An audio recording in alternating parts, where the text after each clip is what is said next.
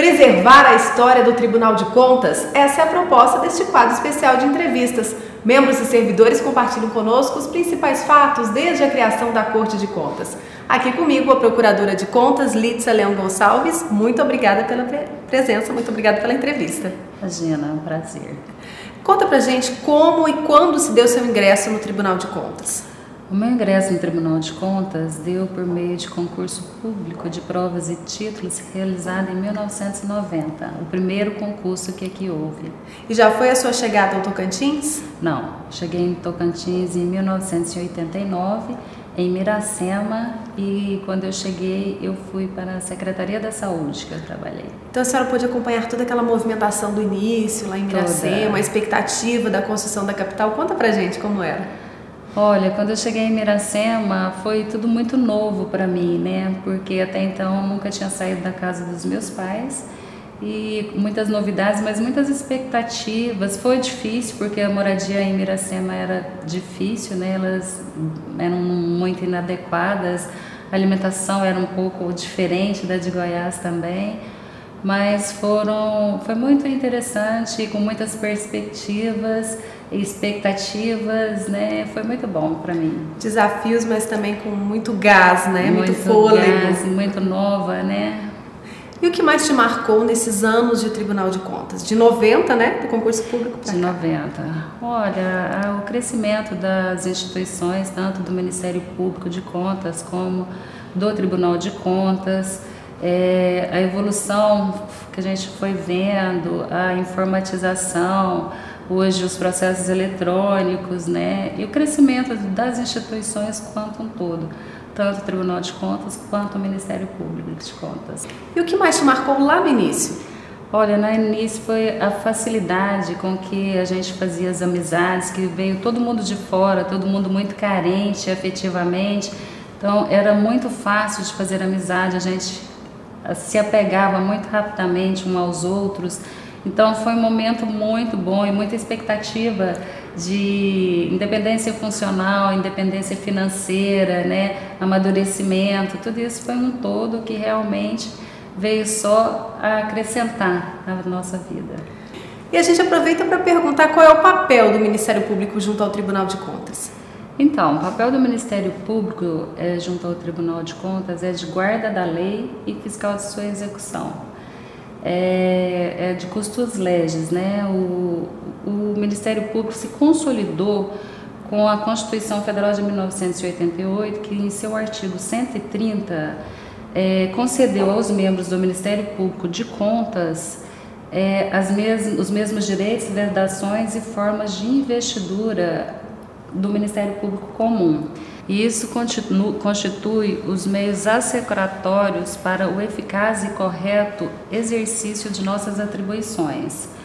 O Ministério Público ele tem independência funcional de seus membros, todos têm independência funcional, não há uma hierarquia, a não ser a hierarquia administrativa, que é do Procurador-Geral, mas não de índole funcional, que cada um tem a sua índole funcional.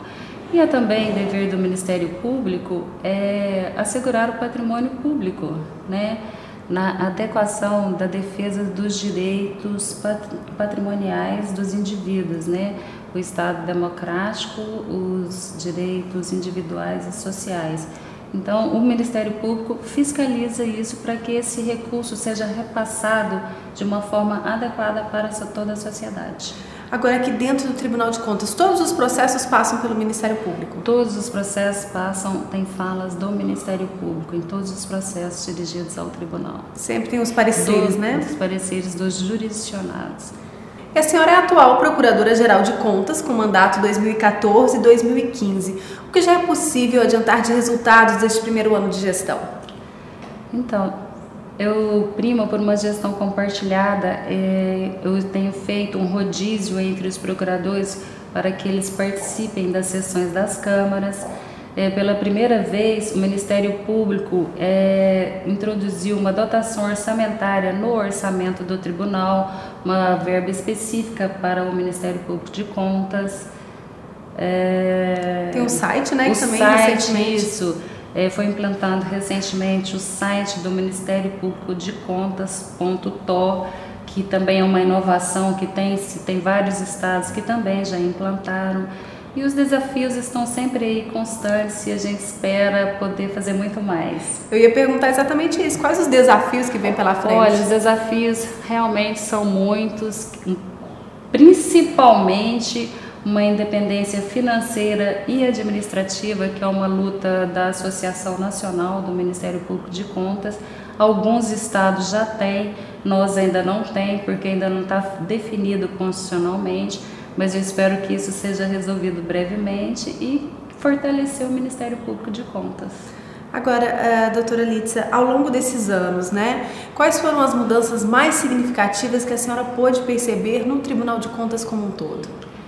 Olha, muitas coisas. O tribunal só evoluiu nesses 25 anos, né, de Tribunal de Contas, tanto em capacitação de servidores, como em modernização, informatização, processos eletrônicos. E uma coisa que realmente me marcou muito nesses anos foi a última lei orgânica do Tribunal de Contas. E agora, qual é a importância de preservar essa história do Tribunal de Contas, na sua opinião? Por exemplo, esse quadro ele faz parte do memorial do TCE, né? Será inaugurado agora em novembro. Eu queria saber, na opinião da senhora, qual é a importância de preservar essa história do Tribunal de Contas? Nossa, eu acho de suma importância essa preservação, que as boas lembranças e as memórias, elas têm realmente que ser guardadas.